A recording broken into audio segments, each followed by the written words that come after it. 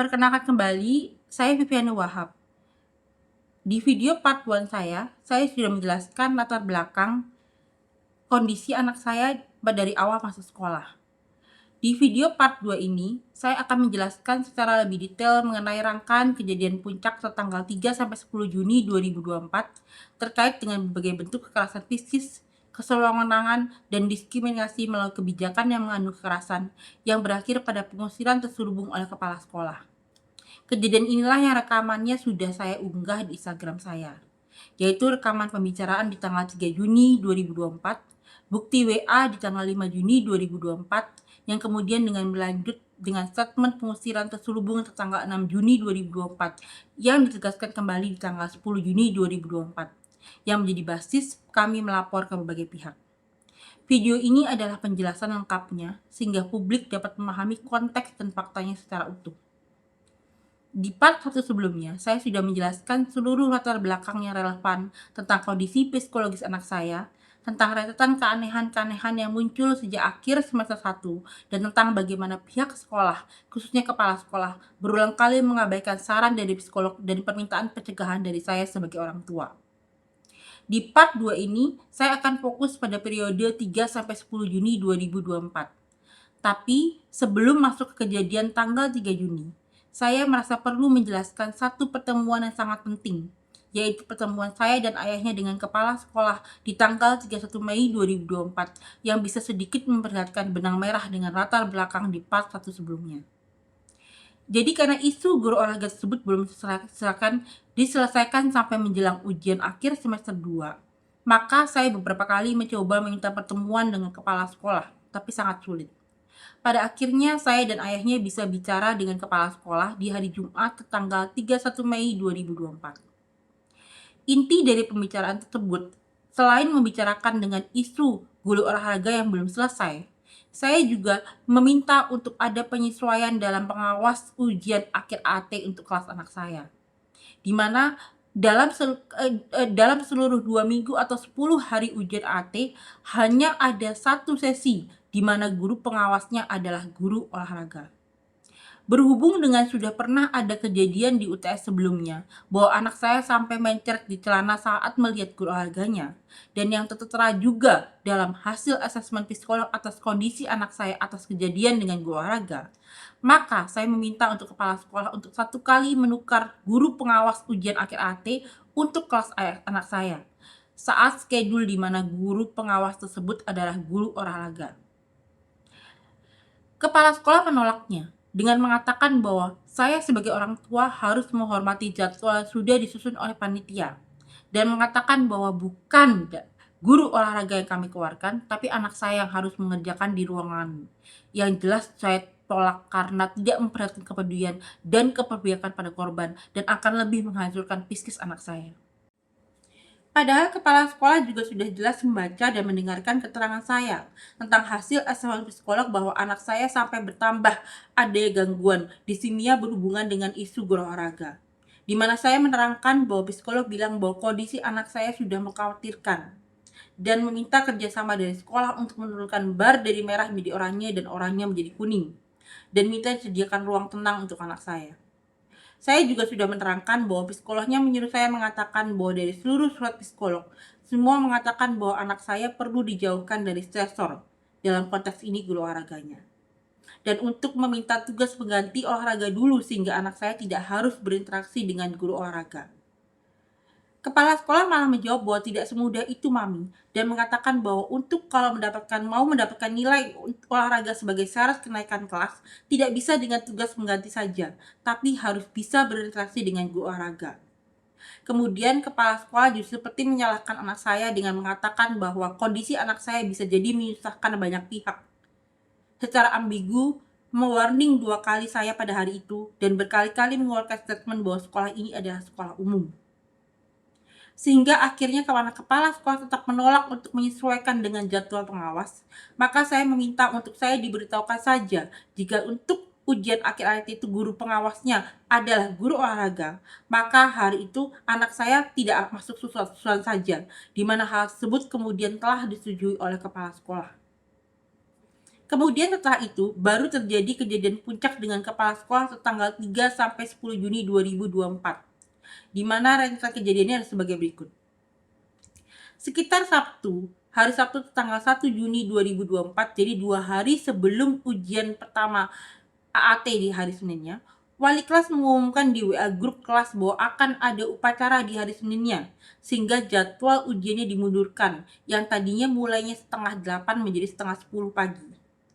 Perlu di-note bahwa tidak ada pengumuman apapun lainnya selama seminggu sebelum ujian tersebut, termasuk tidak ada pengumuman tambahan terkait dengan tata tertib, aturan saat ujian, atau apapun. Hanya ada pembagian kisi-kisi dan materi untuk ujian, di mana seluruh minggu sebelum AAT tersebut yang ada adalah diadakan banyak kuis untuk latihan sebelum ujian dan susulan untuk anak-anak yang belum.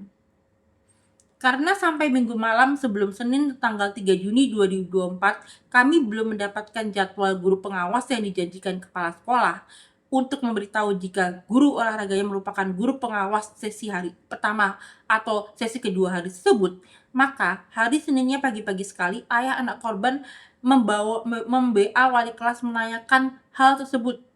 Tapi karena belum dijawab, maka kami memutuskan untuk jalan saja ke sekolah. Anak saya memang tidak mengikuti upacara di pagi harinya, dikarenakan memesan sejak malam hari sebelumnya dan terkait dengan janji kepala sekolah di hari Jumat tanggal 31 Mei sebelumnya untuk memberitahu jika guru olahraga merupakan pengawas ruangan hari itu. Pemikiran saya adalah kalau hari itu memang pengawasnya adalah guru olahraga, maka aneh kalau anak saya masuk upacara dan dilihat teman-temannya kemudian pulang, di mana akan jadi pembicaraan yang tidak perlu apalagi memang sedang mimisan. Baru sekitar jam 9 pagi, wali kelas menjawab WA-nya dan mengatakan tidak tahu menahu tentang hal tersebut dan meminta ayahnya untuk menanyakan sendiri ke kepala sekolah. Sehingga kemudian ayah anak saya turun dari mobil dan meminta bertemu dengan kepala sekolah, di mana kepala sekolah tadinya seolah bingung dengan mengatakan, "Ada apa ya, Pak?" Seolah tidak tahu terkait dengan janjinya sendiri. Kemudian baru mengatakan bahwa guru olahraga bukan merupakan guru pengawas hari itu, sehingga akhirnya anak saya masuk. Perlu saya jelaskan terlebih dahulu tentang mekanisme ujian di sekolah ini. Jadi di sekolah ini hampir semua ujian atau ulangan wajib menggunakan HP, di mana tergantung mata pelajarannya. Kadang untuk ulangan harian soalnya hanya berbentuk pilihan ganda yang dikerjakan di website sekolah yang namanya Sokrates menggunakan HP. Atau tergantung mata pelajarannya untuk ujian harian dan terutama untuk UTS, AAS, dan AAT. Ujiannya dibagi menjadi 2 tahap, yaitu pertama, bagian pilihan ganda di website Sokrates menggunakan HP. Baru setelah siswa sudah mengerjakan bagian pilihan ganda dan sudah mensubmit, siswa kemudian harus mengumpulkan HP ke guru pengawas atau kotak di depan kelas.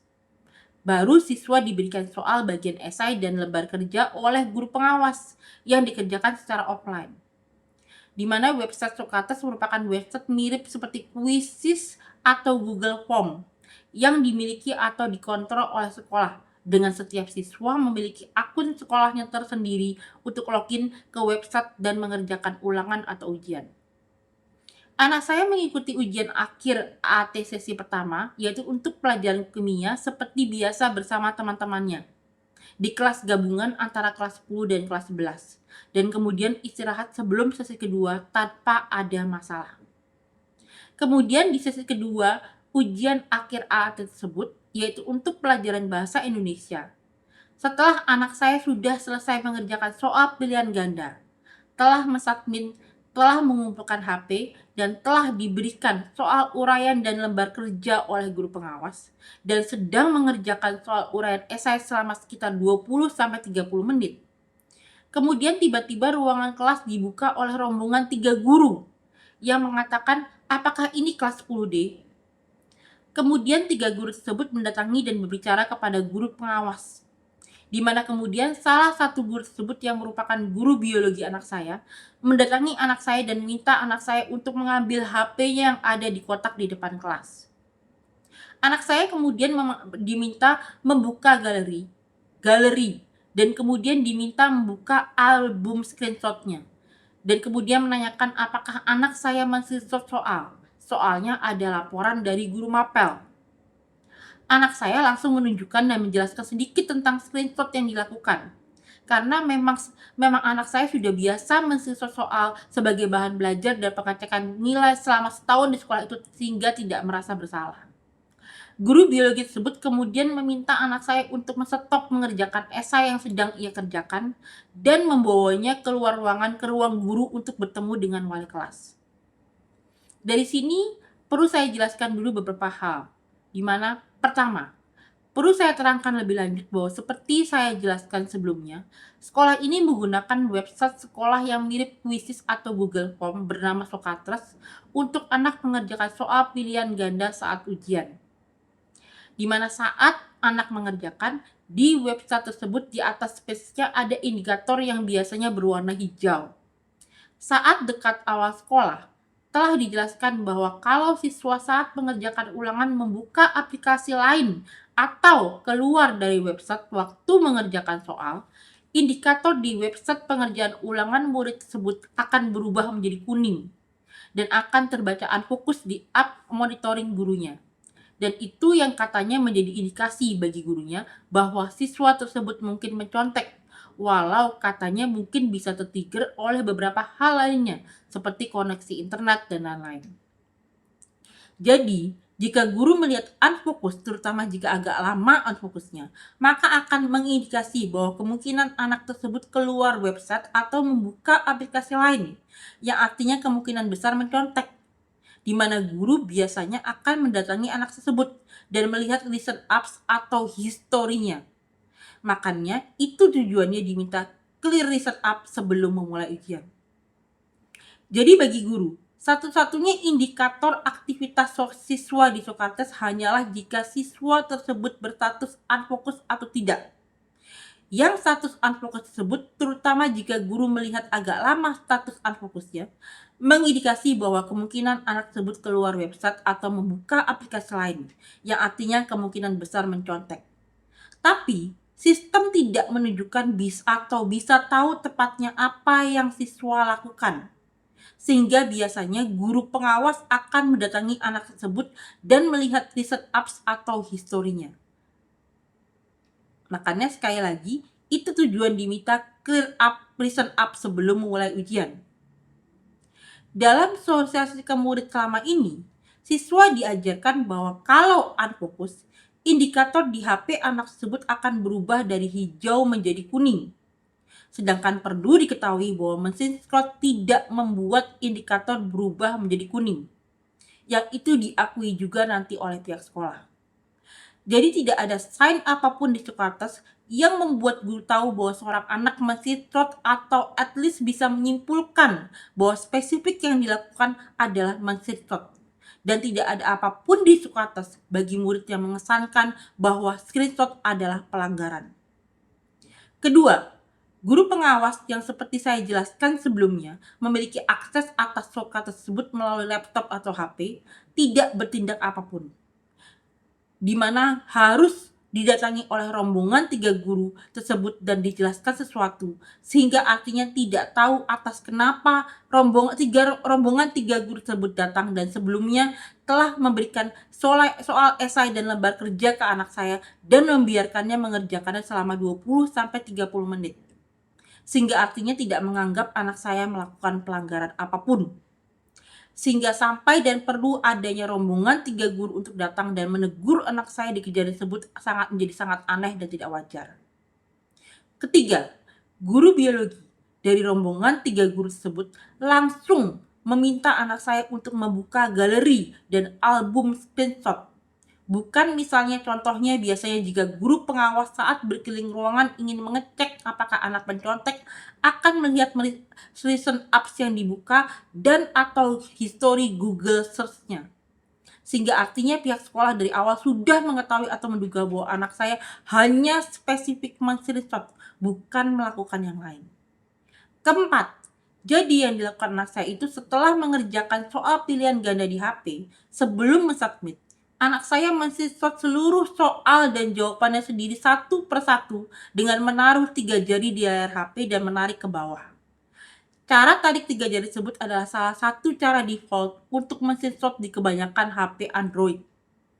Jadi, anak saya men-screenshot satu persatu soal, baru kemudian langsung memencet tombol submit, dan kemudian langsung mengumpulkan HP ke kotak di depan kelas. Jadi dengan screenshot tidak bisa berbuat curang apapun, mencari jawaban, atau apapun lainnya. Yang tersave adalah soal dan jawabannya sendiri yang dia sudah kerjakan, di mana dia hanya bisa melihatnya setelah selesai ujian di album screenshot di up galerinya. Tindakan mahasiswa seperti itu sudah dilakukannya selama hampir seluruh tahun sekolah untuk bahan belajar dan pengecekan nilai. Karena soal pilihan ganda berbentuk digital, maka tidak pernah dibagikan. Dan link Socratesnya yang mirip seperti Quizzes atau Google Forms tersebut tidak pernah dibuka kembali setelah sudah selesai ulangan. Di mana saya juga memiliki bukti rekaman bahwa memang tidak bisa dibuka. Tindakan men-screenshot ini tidak pernah ditutupi. Dilakukannya bahkan di depan guru dan diketahui oleh semua teman-temannya di kelas, tapi tidak pernah ditegur selama 1 tahun penuh sampai hari tersebut. Seperti contohnya pada hari Rabu tanggal 29 Mei 2024, sebelum minggu mulai ujian tersebut, anak saya mengerjakan susulan untuk 2 ulangan Inggris di ruang kelasnya di laptop dengan awalnya diawasi oleh wali kelasnya, yang merupakan guru bahasa Inggrisnya. Di mana anak saya memencet tombol print screen untuk men-screenshot setiap soal yang ia kerjakan di depan wali kelasnya tanpa dikomplain. Kemudian, karena urusan tertentu, wali kelasnya meninggalkan kelas dan meminta anak saya untuk mengirimkan saja screenshot hasil dari ujian susulan tersebut ke wali kelasnya setelah selesai. Anak saya kemudian setelah selesai mengirimkan screenshotnya ke wali kelasnya melalui WA yang direspon dengan emoji thumbs up. Dan contoh lainnya, di mana dalam ulangan matematika, guru matematika anak saya memiliki aturan di mana setiap anak yang terlihat unfokus dalam kurung indikator kuning tersebut, dalam ulangan akan dikurangi nilainya sebanyak 5 poin. Di mana walau anak saya selalu juga men-screenshot soal sebelum mensubmit dalam semua ulangan matematika, seperti yang anak saya lakukan di kejadian tersebut, anak saya tidak pernah ditegur dan nilainya tidak pernah dikurangi.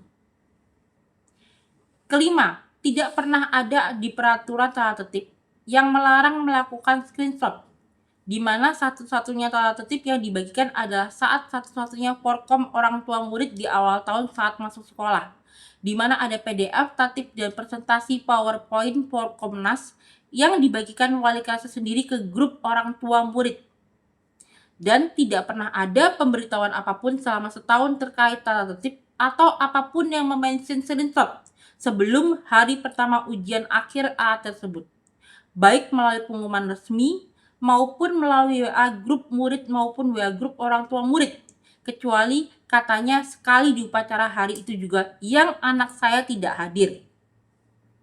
Dan juga tidak ada tambahan pengumuman tentang pelarangan screenshot di 2 sesi ujian AT di hari itu saat pengumuman yang diberikan sebelum ujian, di mana yang diumumkan adalah seperti biasa, yaitu tidak boleh membuka aplikasi lain selain aplikasi atau website untuk mengerjakan soal, untuk memencet clear listen app sebelum memulai ujian, tidak boleh mencontek, sanksi jika mencontek, tidak boleh ke toilet selama ujian, dan prosedur susulan harusnya bagaimana.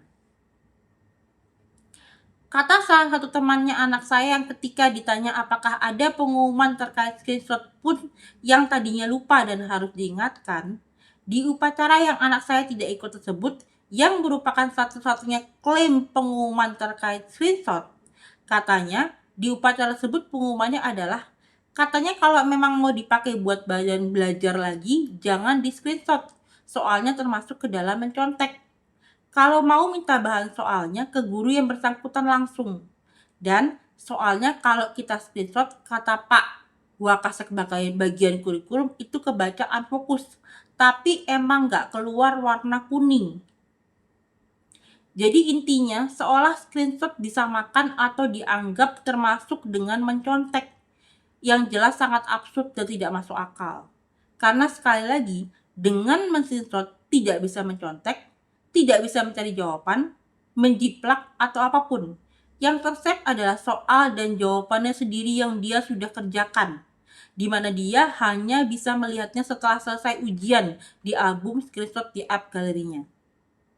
Dan bahkan dari WA tersebut terlihat bahwa artinya sekolah tahu jelas bahwa screenshot biasanya digunakan untuk maksud baik, yaitu salah satunya adalah untuk bahan belajar.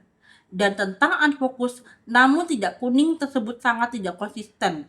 Karena artinya siswa tidak mungkin tahu kalau dia dianggap melakukan pelanggaran atas hal yang tidak obvious. Keenam, perlu diketahui bahwa siswa lain selalu dipanggil di luar ulangan atau saat istirahat atau setelah pulang sekolah atau secara diam-diam jika melakukan pelanggaran. Misalnya jika mencontek saat ulangan. Sehingga contohnya dulu saat anak saya pernah susulan, anak saya menemukan salah satu temannya sedang mengulang ulangan pagi hari itu, tapi dengan 20 soal usai ulangan panjang yang merupakan hukuman kalau siswa mencontek, di mana ternyata temannya tersebut ketahuan mencontek di pagi harinya, tapi tanpa pernah ada rusuh saat ujian di pagi harinya, sehingga anak saya bahkan tidak tahu bahwa temannya tersebut ketahuan mencontek. Di mana juga pernah ada salah satu temannya yang lumayan diketahui agak nakal, yang dipanggil oleh wali kelas saat istirahat setelah ujian, dan dibilang sama teman-teman lainnya, ayo kalau lu nyontek ya. Tapi itu hanya dugaan tanpa pernah anak tersebut ditegur di depan teman-teman lainnya atau bahkan tidak bolehkan melanjutkan pengerjaan. Jadi kenapa untuk anak saya sampai diperlukan rombongan 3 guru dan ditegur di depan kelas 10 dan 11 seolah anak saya melakukan kejahatan yang besar atau berbahaya. Sekarang saya lanjutkan lagi bagian kronologinya.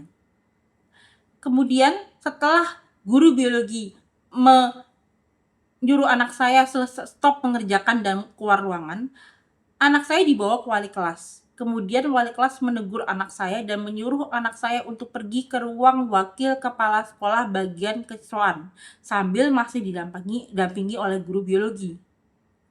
Wakil kepala sekolah bagian kesiswaan kemudian menegur anak saya tentang screenshot tidak boleh, mengatakan kalau tahu bahwa anak saya screenshot karena pengawas paling lihat kamu tarik 3 jari berkali-kali. Padahal tadi bukan guru pengawas yang menegur. Dan juga menyatakan bahwa yakin kamu nggak nyontek, hanya men-screenshot dan yakin kamu nggak akan nyebarin soal. Tapi screenshot itu tidak boleh. Kemudian anak saya disuruh menulis surat refleksi yang berisi apa yang terjadi atau dilakukan, alasannya dan komitmennya untuk guru BK. Di mana anak saya menulis bahwa dia men-screenshot seluruh soal dan jawabannya sendiri satu persatu sebelum submit dengan alasan untuk bahan belajar dan pengecekan nilai. Dan komitmen bahwa lain kali menanyakan terlebih dahulu ke guru sebelum melakukan tindakan seperti itu. Seperti menanyakan apakah boleh men-screenshot dan menanyakan ke guru jika ingin meminta hasil pengerjaan untuk bahan belajar dan pengecekan nilai. Setelah itu anak saya disuruh Wakasek untuk mencari guru bahasa Indonesia untuk menjelaskan kenapa anak saya men-screenshot. Anak saya, tapi karena sudah tidak nyaman, sembunyi di toilet sampai waktu ujian selesai, karena tinggal sebentar lagi. Dan pintu ruangan ujian dibuka kembali. Kemudian mengambil tasnya dan keluar ke mobil, di mana ayahnya sudah menunggu untuk menjemput pulang. Anak saya kemudian menjelaskan terjadi, di mana karena kami bingung dengan apa yang terjadi, ayahnya langsung meminta bertemu dengan wakil kepala sekolah bagian persiswaan. Kemudian baru terjadi seperti potongan rekaman pembicaraan antara saya dengan Wakasek di video part 2 di Instagram saya. Jadi seperti terlihat dalam potongan rekaman pembicaraan saya tersebut, saya mengatakan tentang mencontek karena hukumannya mirip seperti hukuman untuk pelanggaran mencontek. Sehingga saya langsung mengasumsi atau mengira bahwa anak saya dituduh mencontek. Tapi seperti terlihat di video tersebut, wakil kepala sekolah bagian persiswaan langsung membantah dan mengatakan bahwa sama sekali tidak menuduh atau menduga anak saya mencontek. Melainkan yang dipermasalahkan hanya tindakan men-screenshot itu sendiri dengan mengklaim bahwa anak saya melakukan pelanggaran men-screenshot. Di mana bahkan juga telah mengakui bahwa anak saya men-screenshot untuk tujuan baik, tetapi tetap ngotot untuk memberikan hukuman. Di mana seperti terlihat dalam video tersebut, terlihat mereka menggunakan alasan yang aneh dan berubah-ubah. Seperti bahwa screenshot itu kami hitung sebagai aplikasi ya Pak. Dan kalau kamu lihat sejarahnya, screenshot itu kan juga suatu aplikasi. Merujuk ke aturan yang biasa diumumkan sebelum ujian yang melarang siswa untuk membuka aplikasi lain untuk mencegah mencontek dan memencet ke reset up sebelum memulai ujian seperti saya jelaskan sebelumnya tersebut. Yang secara nalar biasa pun tidak apply dan tidak ada hubungannya sama sekali dengan screenshot. Pihak yayasan pun nantinya bahkan sudah mengakui bahwa aturan screenshot memang tidak pernah ada dan yang dilakukan kepala sekolah dan sanksinya merupakan kekerasan. Dalam pertemuan dengan Kabag Pendidikan Yayasan di tanggal 23 Agustus 2024, seperti terlihat potongan rekamannya di video-video Instagram saya. Wakil kepala sekolah awalnya kurang jelas tentang sanksi hukumannya, tapi setelah kami menanyakan, ternyata sanksi hukumannya atas pelanggaran siswa yang tidak ada dalam peraturan tersebut adalah anak saya diberi nilai 0 di 2 mapel hari pertama termasuk nilai esainya, walaupun anak saya hanya men-screenshot di soal pilihan ganda yang menggunakan HP. Anak saya dipaksa mengulang 2 mapel hari pertama tersebut dengan hukuman yang sama untuk anak yang melakukan pelanggaran mencontek, yaitu 20 soal esai uraian panjang yang biasanya diberikan untuk anak yang melakukan pelanggaran mencontek dengan nilai maksimum 71, yang merupakan batas kelulusan. Itu pun kalau benar semua. Selain itu, yang seperti pasal berlapis dan tidak pernah diberikan kepada anak lain, ditambahkan lagi sehingga anak saya mendapatkan hukuman yang 20 kali ganda lebih dari hukuman terberat yang tertulis dalam tertib. Jadi 20 kali ganda lebih daripada bahkan untuk pelanggaran mencontek sebagaimana tercantum dalam tertib, di mana hukumannya adalah untuk seluruh ujian akhir AT Mapel 9 hari berikutnya, yang bahkan belum diikuti oleh seluruh murid di sekolah ini karena hari itu adalah hari pertama ujian akhir AT. Anak saya diberi hukuman ulangannya diganti menjadi 20 soal esai uraian panjang di seluruh 10 hari ujian akhir AT. Sehingga hukumannya jadi ekivalen dengan jika anak saya mencontek di setiap 20 mata pelajaran selama seluruh AT. Padahal itu hari pertama AT. Yang jelas secara luar biasa bahwa hukuman tersebut tidak masuk akal, tidak adil, tidak mendidik, tidak manusiawi, kejam dan menghancurkan. Kemudian ketika kami sebagai orang tua memprotes atas hukuman tersebut, seperti terlihat di video part 2 saya, kepala sekolah malah memberikan ultimatum bahwa orang tua harus memberikan surat dari psikolog langsung keesokan harinya yang menyatakan bahwa anak saya diminta untuk mendapat perlakuan seperti biasa, tidak bisa diberikan perlakuan secara khusus. Jadi intinya, meminta surat psikolog yang menyatakan bahwa hukuman tersebut tidak tepat buat anak saya. Kalau mau hukuman tersebut tidak diberlakukan kepada anak saya untuk keesokan paginya, yaitu hari Selasa tanggal 4 Juni 2024. Padahal, jelas secara nalar biasa bahwa hukuman tersebut tidak pantas diberikan kepada siswa manapun, baik disabilitas atau non-disabilitas. Jadi apa maksudnya untuk kepala sekolah meminta pernyataan dari psikolog? Apalagi artinya dengan permintaan tersebut, kepala sekolah artinya tahu persis dan mengerti bahwa anak saya ada di bawah perawatan psikolog karena disabilitas mentalnya, yang justru hanya membuatnya lebih rentan dibanding anak lain. Apalagi seperti saya tadi sudah ceritakan, kepala sekolah jelas tahu bahwa akibat perundungan guru olahraga, anak saya berada dalam kondisi yang mengkhawatirkan dan muncul tambahan gangguan disemia.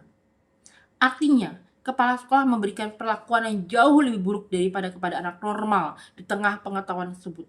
Dan tidak mungkin kepala sekolah dengan latar pendidikan yang tidak tahu bahwa surat psikolog, apalagi untuk permintaan spesifik seperti itu, tidak mungkin bisa didapatkan langsung keesokan harinya tanpa pertemuan dijadwalkan dan psikolognya melakukan asesmen terlebih dahulu kepada anak saya. Kemudian bahkan setelah kami berikan surat keterangan resmi dari psikolog tanggal 4 Juni yang menggambarkan efek yang sangat jelas terlihat buruk pada anak saya di tanggal 5 Juninya, kepala sekolah tetap bersikeras untuk memberikan hukuman atas klaim pelanggaran screenshot tersebut dan malahan ditambah lagi dengan pemaksaan lagi berbagai perlakuan diskriminatif. Di mana seperti dapat dilihat dalam WA dari Wakil Kepala Sekolah bagian persiswaan tanggal 5 Juni 2024 yang telah saya paparkan juga di video dan post di Instagram saya. Ternyata malah anak saya dipaksakan dibedakan cara atau schedule ujiannya, sehingga tidak pernah punya jadwal ujian yang sama dengan teman-temannya, dan seluruh sisa ujian akhir AT-nya menjadi susulan semua, dan juga dipaksakan dipisahkan ruangannya dengan teman-temannya. Jadi kejanggalan dalam prosedur atau cara pengulangan ujian dan ujian susulan yang diberlakukan kepada anak saya seperti begini. Prosedur pengulangan ujian yang biasa adalah sebagai berikut. Jika siswa tersebut harus mengulang ujian karena suatu alasan atau kejadian, misalnya karena mencontek, anak tersebut akan mengulang ujian tersebut di jam pelajaran ketiganya di hari tersebut bersama siswa yang susulan. Jadi intinya tidak membuat siswa tersebut tidak bisa melakukan ujian yang lain sesuai jadwal ujian biasa bersama teman-temannya. Bukan dipersulit atau makin memperumit. Dan prosedur susulan yang biasa adalah sebagai berikut.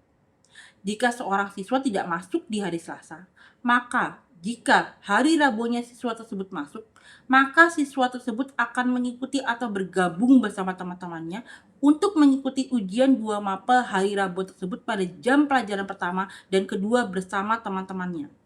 Kemudian di jam ketiga atau setelah pulang sekolah, siswa tersebut baru akan ujian susulan mapel sesi 1 di hari Selasanya dengan bentuk dan soal yang sama dengan teman-temannya.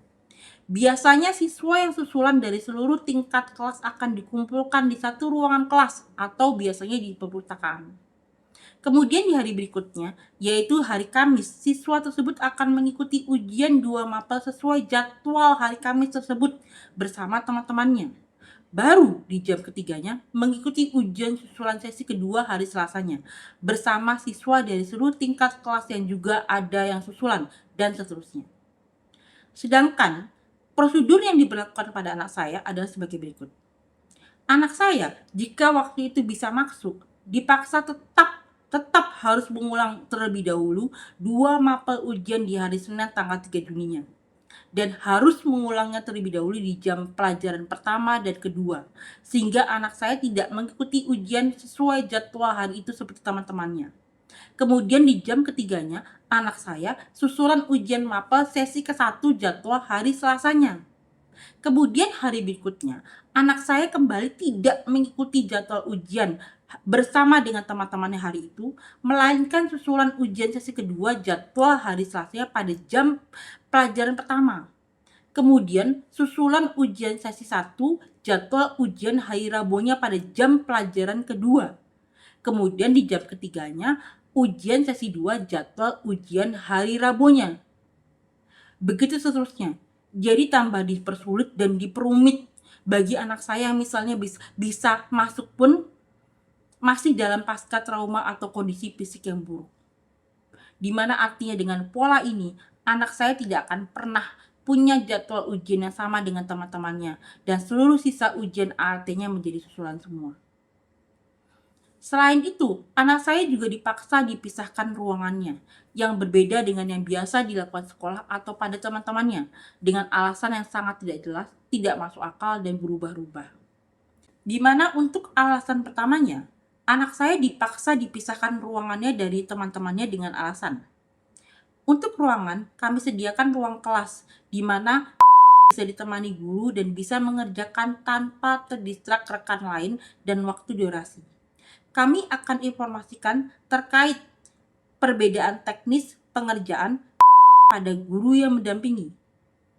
Yang jelas membuat kami bingung yang ketika ditanyakan kembali dan diprotes oleh ayahnya yang mengatakan bahwa ini seperti diskriminasi dan kalau disampaikan kepada anak saya pasti akan histeris dan tidak mau masuk, dijawab dengan alasan keduanya, yaitu, ganti apanya ya papa?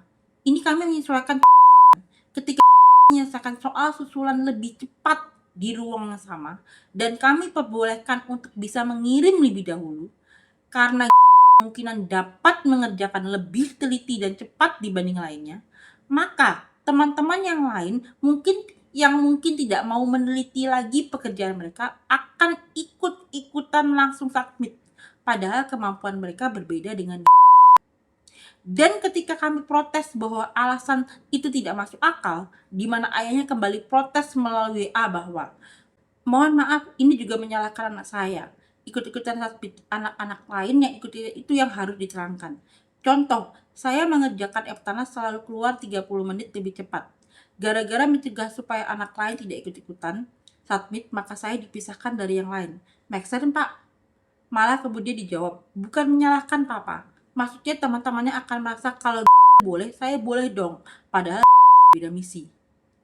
Dan anehnya ketika ditanyakan kepada wali kelas yang mengenai semua keanehan di atas, termasuk plot susulan yang berbeda dan pemisahan ruangan, wali kelasnya menjawab, maaf, info dari siapa ya Pak?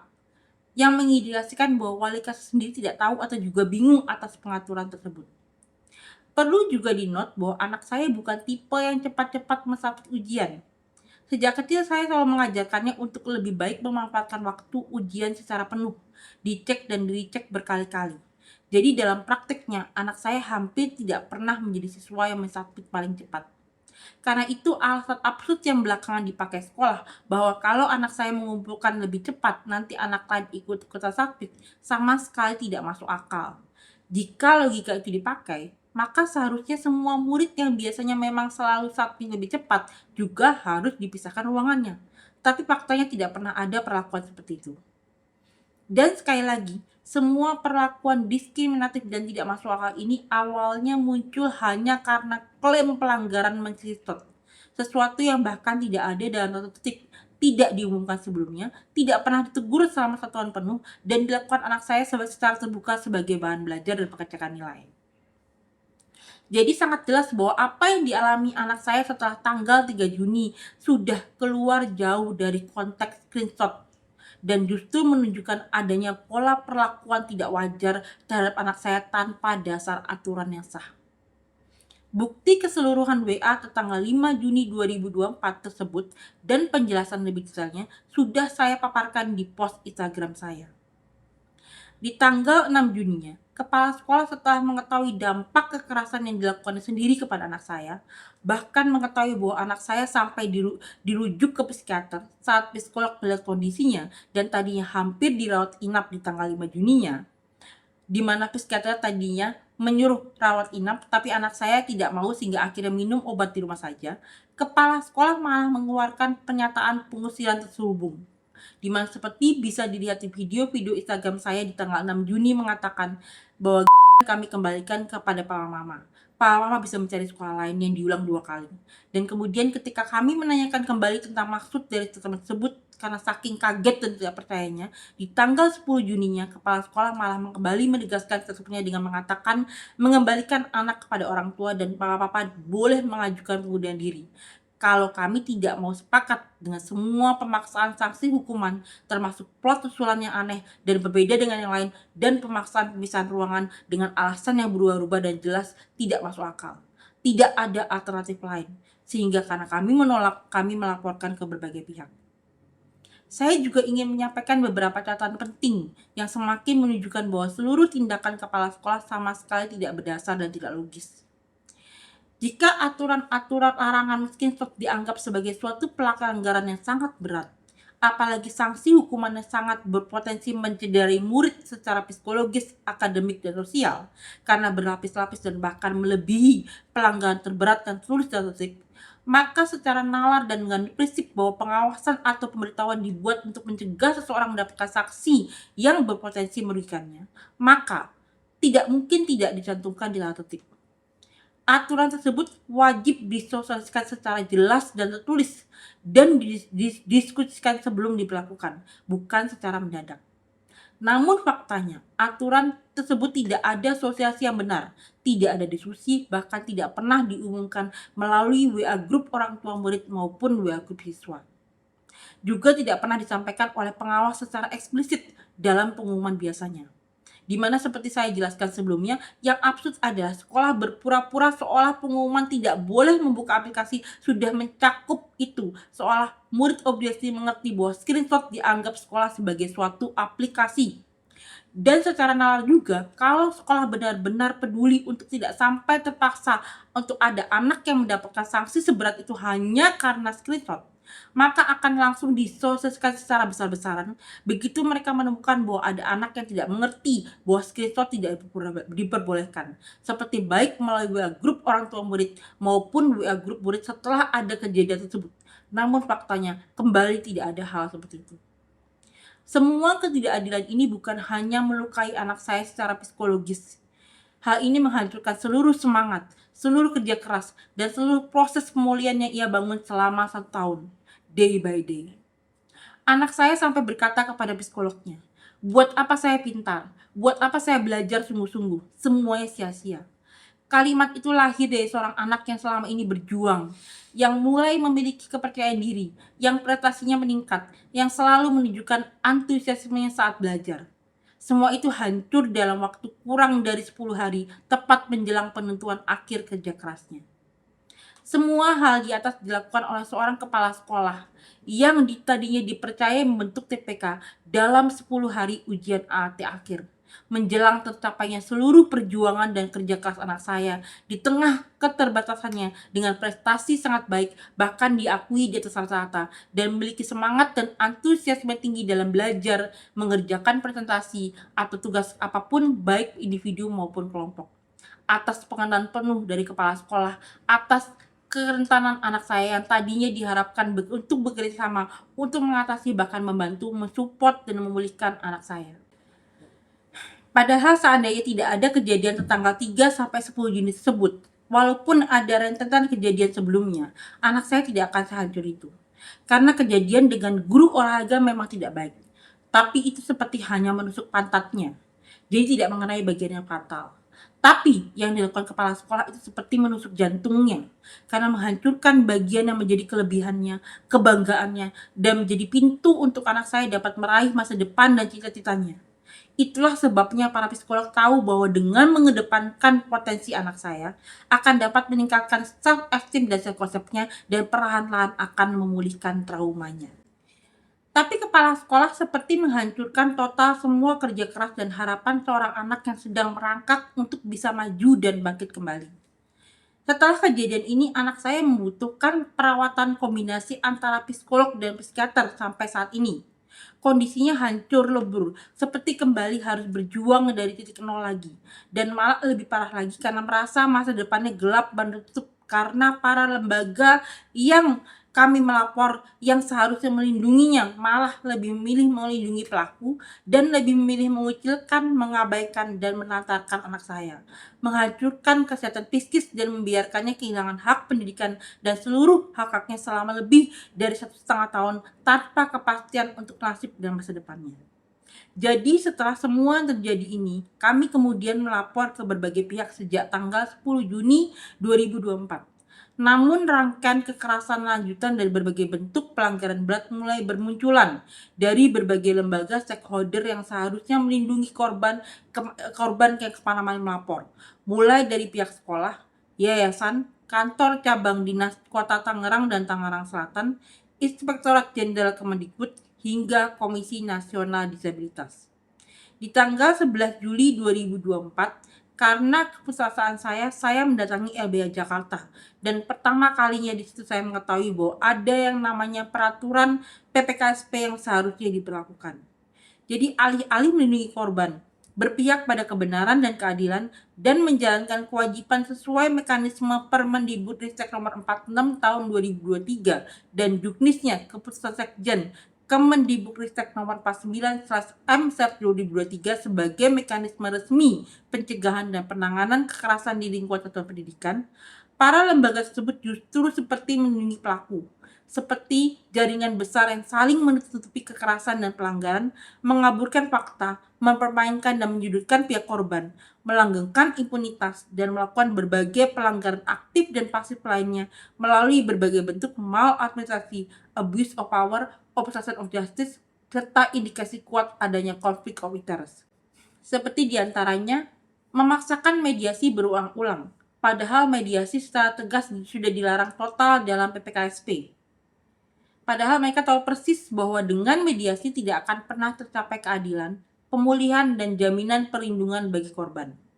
tidak pernah menghubungkan saya dengan TPK sekolah, dan bahkan berbohong bahwa belum mempunyai TPK. Padahal ternyata TPK telah resmi dibentuk sejak 14 November 2023. Tidak pernah menghubungkan Kesatuan Tugas Polisi Banten. Walaupun pihak Inspektorat Jenderal dalam berbagai komunikasi mengesankan seolah-olah ada. Dan artikel dari pihak Itjen dan analis kebijakan ahli Kemendikbud juga mengesankan Satuan Tugas Polisi Banten sudah terbentuk dan bahkan sudah mengikuti acara pelatihan.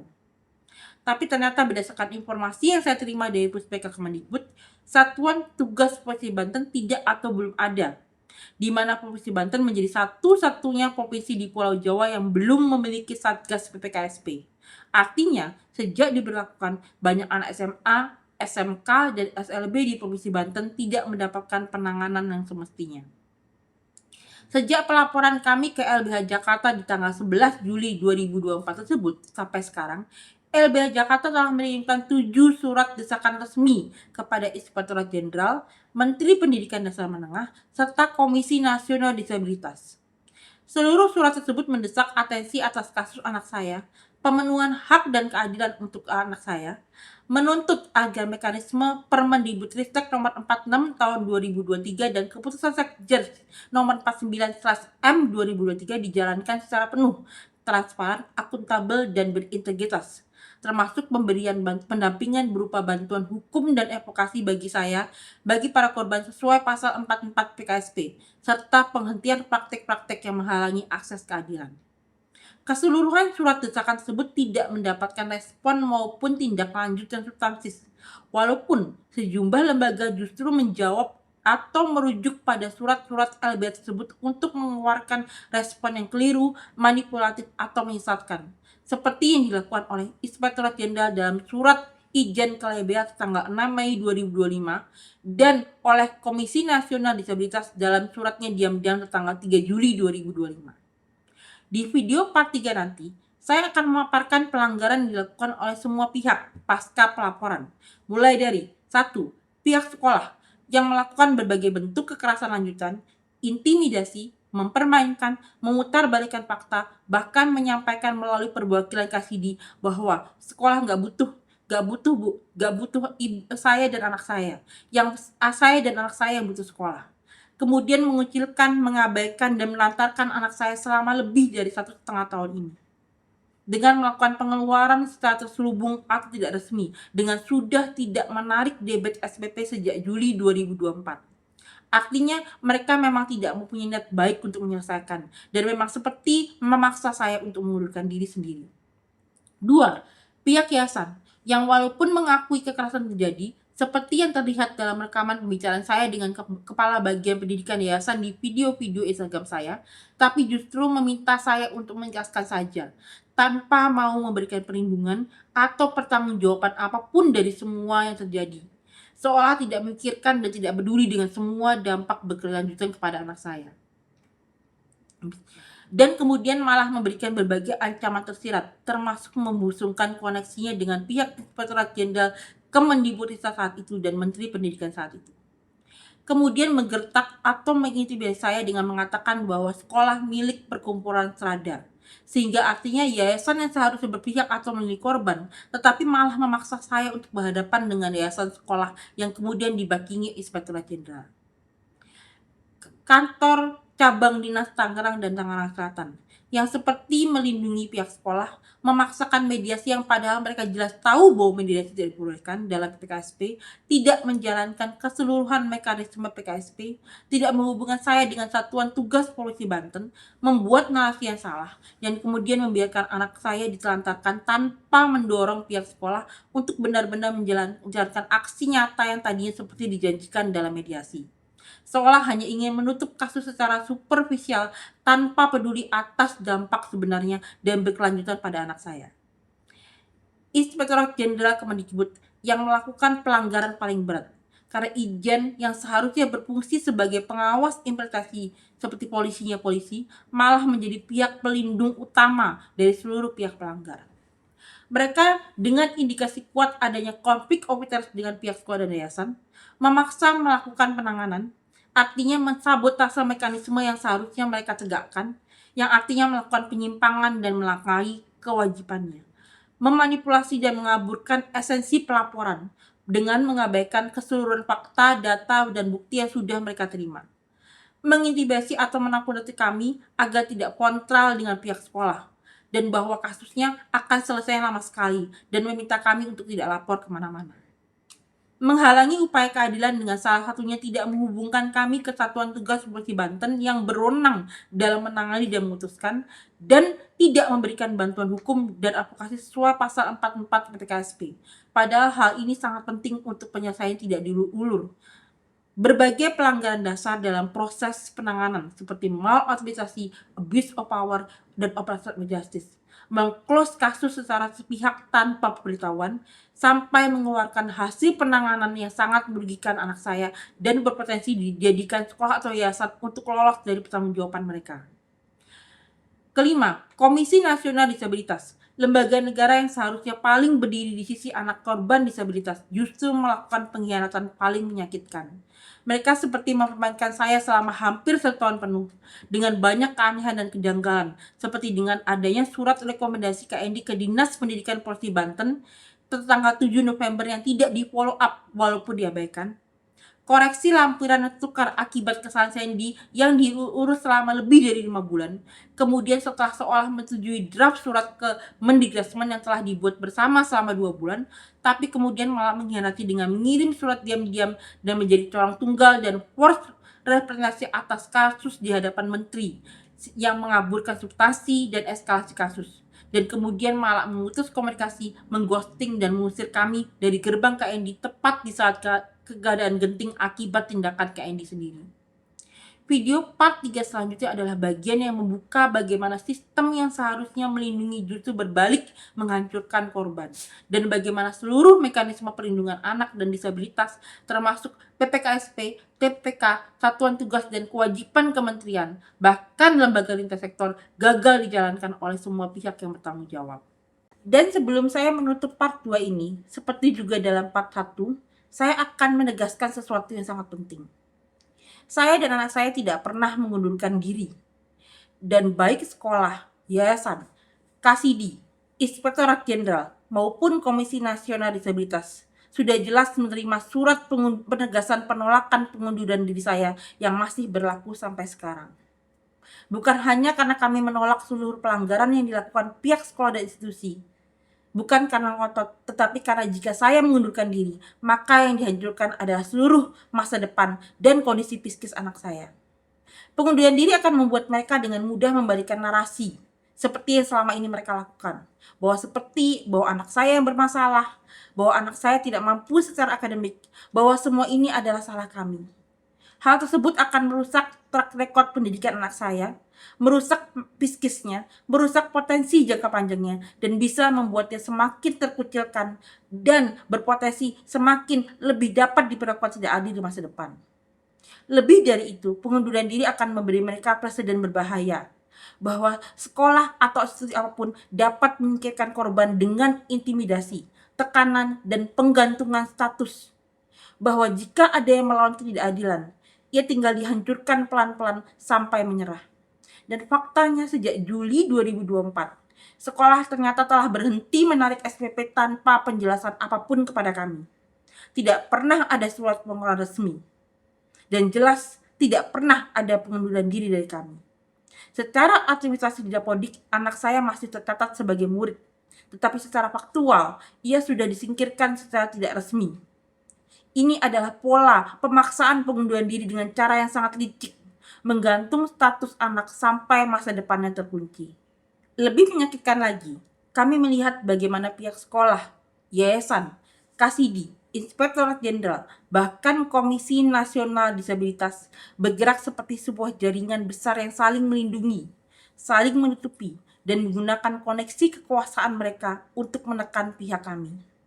Seperti ancaman tersirat dari pihak yayasan yang mengusungkan koneksinya dengan pihak Inspektorat Jenderal dan Menteri Pendidikan saat itu, pembicaraan saya dengan perwakilan Inspektorat Jenderal, dan banyak yang lainnya, yang semuanya dapat dibuktikan dengan adanya hasil penanganan Inspektorat Jenderal tanggal 6 Mei 2025 yang dikirimkan ke LBH Jakarta dan adanya surat diam-diam KNJ ke Mendikbud tanggal 3 Juli yang berisi pengaburan fakta, penutupan atas semua fakta, data, bukti, termasuk eskalasi yang terjadi sehingga dapat melindungi semua pihak pelanggar dan semakin mengunci masa depan anak saya. Inilah alasan saya tidak akan pernah mengundurkan diri. Karena satu tanda tangan itu bukan hanya soal administrasi. Itu adalah stempel penghancuran masa depan anak saya sekali untuk selamanya. Dan karena itu saya membuat seluruh rangkaian video ini untuk menunjukkan bagaimana sebuah sistem yang seharusnya melindungi justru berubah seperti mesin penghancur dan penyingkiran seorang anak tanpa kepedulian apapun.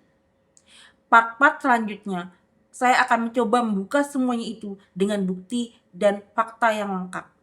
Terima kasih sebelumnya.